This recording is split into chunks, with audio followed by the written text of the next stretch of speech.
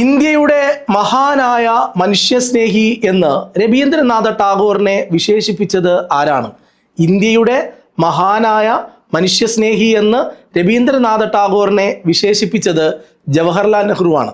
ജവഹർലാൽ നെഹ്റുവിനെ ഋതുരാജൻ എന്ന് വിശേഷിപ്പിച്ചത് ടാഗോറാണ്. ഋതുരാജൻ എന്ന് ജവഹർലാൽ നെഹ്റുവിനെ വിശേഷിപ്പിച്ചത് രവീന്ദ്രനാഥ ടാഗോറാണ്. എൻ്റെ ഗുരുനാഥൻ എന്ന് രവീന്ദ്രനാഥ ടാഗോറിനെ വിശേഷിപ്പിച്ചത് ആരാണ്? ഉത്തരം ജവഹർലാൽ നെഹ്റുവാണ്. ഗുരുദേവ് എന്നറിയപ്പെടുന്ന ഇന്ത്യൻ കവി ആരാണ്?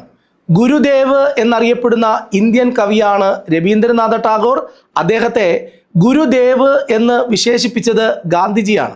നൊബേൽ സമ്മാന ജേതാവായ അമർത്യ സെന്നിനെ അമർത്യ എന്ന പേര് 1915 നൽകിയത് ഇന്ത്യയുടെ ദേശീയ കവി എന്നറിയപ്പെടുന്ന രവീന്ദ്രനാഥ ടാഗോറാണ്. ഭാനുസിംഹൻ എന്ന തൂലികാനാമത്തിലാണ് ഈ മഹാൻ അറിയപ്പെടുന്നത്. ഭാനുസിംഹൻ എന്ന തൂലികാനാമത്തിൽ അറിയപ്പെടുന്ന വ്യക്തിയാണ് രവീന്ദ്രനാഥ ടാഗോർ.